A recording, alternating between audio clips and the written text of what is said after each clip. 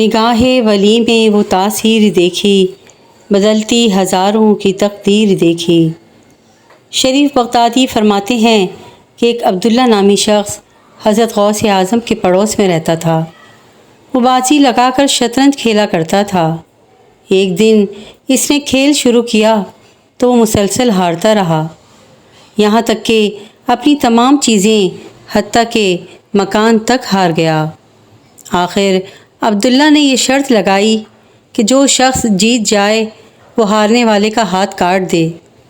یہ بازی بھی فریق ثانی نے جیت لی اور عبداللہ سے ہاتھ پیش کرنے کو کہا۔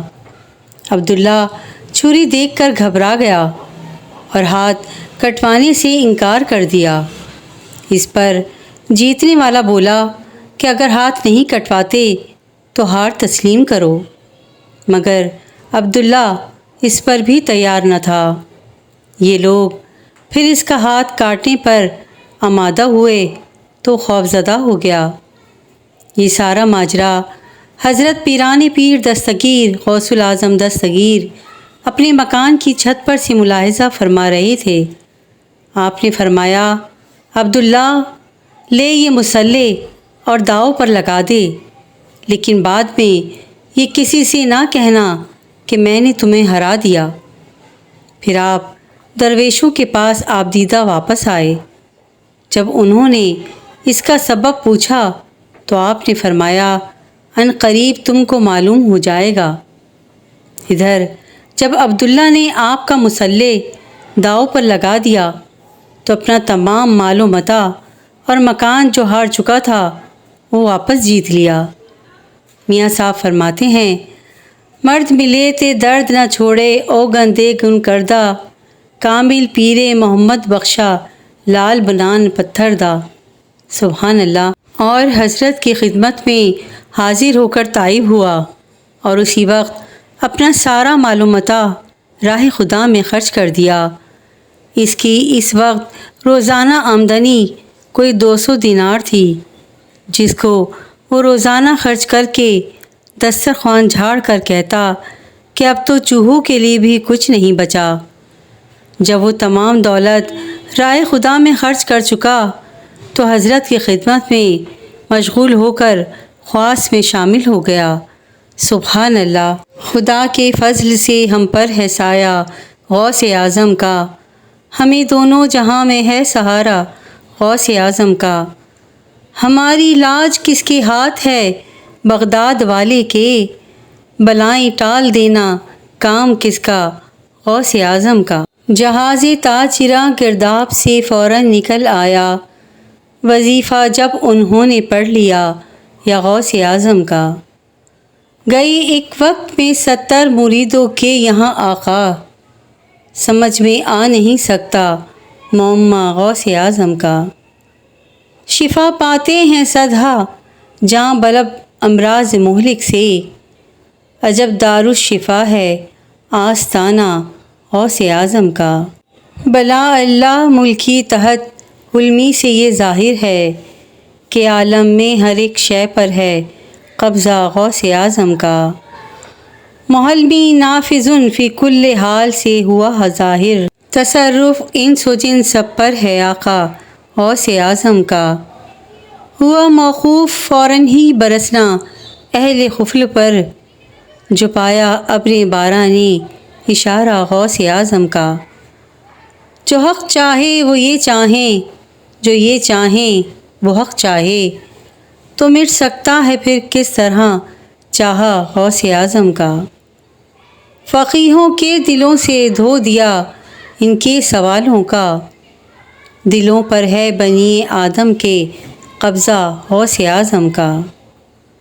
وہ کہہ کر قم بإذن اللہ جلا دیتے تھے مردوں کو، بہت مشہور ہے احیاء موتیٰ غوث اعظم کا۔ فرشتے مدرسے تک ساتھ پہنچانے کو جاتے تھے، یہ دربار الہی میں ہے رتبہ غوث اعظم کا۔ سفر سے واپسی میں دین اقدس کو کیا زندہ، محی الدین ہوا یوں نام والا غوث اعظم کا۔ جو فرمایا کہ دوش اولیاء پر ہے قدم میرا، لیا سر کو جھکا کے سب نے طلبہ غوث اعظم کا۔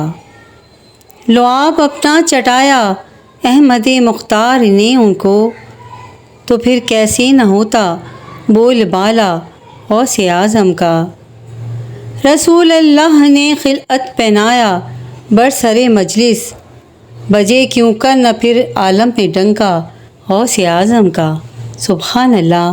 حضور غوث اعظم کا حلیہ مبارک گندمی تھا اور بدن مبارک نرم مثال گلاب کے، پیشانی مبارک بہت صاف اور کشادہ، رخسار نورانی، قد بیانہ تھا، سینہ مبارک صاف اور چوڑا کمر، نہایت پتلی داڑھی مبارک لمبی تھی، آواز پرکشش اور خوبصورت، قریب اور دور برابر سننے میں آتی، اور آنکھیں دل لبھانے والی، سنگ دل انسان پر بھی نظر پڑ جاتی تھی تو موم ہو جاتا تھا۔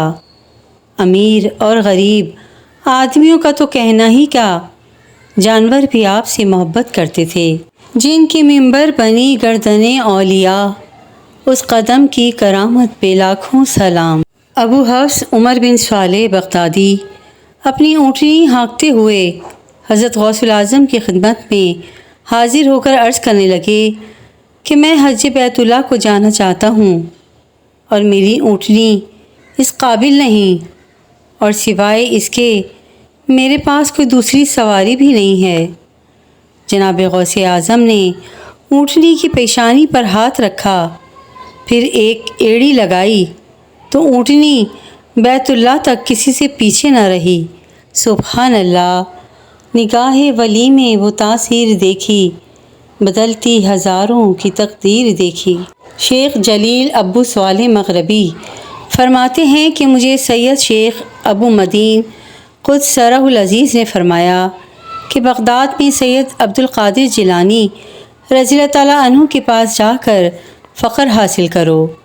میں بغداد گیا اور آپ کی زیارت کی۔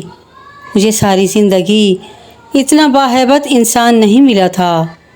آپ نے مجھے ریاضت کے لیے متواتر 120 دن تک چلہ کشی کروائی، اور پھر میرے قریب آ کر مجھے قبلے کی طرف دیکھنے کو کہا، تو میں نے بغداد میں کھڑے شیخ ابو مدین کو دیکھ لیا۔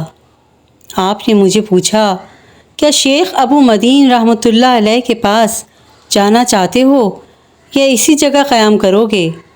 میں نے شیخ کے پاس جانے کا ارادہ کیا تو آپ نے فرمایا کہ ایک قدم میں جاؤ گے یا جیسے آئے تھے؟ میں نے عرض کیا جیسے آیا تھا۔ آپ نے فرمایا یہ اچھی بات ہے، اور مزید کہا کہ جب تک تم اس سیڑھی پر نہ چڑھو گے فخر حاصل نہیں ہوگا۔ یہ سیڑھی توحید ہے جو ہر ناپاکی کو مٹا ڈالتی ہے۔ سبحان اللہ۔ میں نے عرض کی مجھے اس راہ میں آپ کی مدد درکار ہے۔ آپ نے ایک نظر مجھے دیکھا تو میرا دل خواہشات و تفکرات سے صاف ہو گیا، اور مجھے محسوس ہونے لگا کہ میرے دل کی سیاہیاں دھل گئی ہیں، اور میں اس نور باطن سے اب تک ہر چیز کو دیکھتا ہوں۔ سبحان اللہ، سبحان اللہ، سبحان اللہ۔ پیارے دوستوں، دیکھیے آپ نے حضرت شیخ عبد القادر جیلانی غوث پاک کی کراماتیں۔ اللہ پاک ہم سب کو غوث پاک کا دیوانہ بنائے۔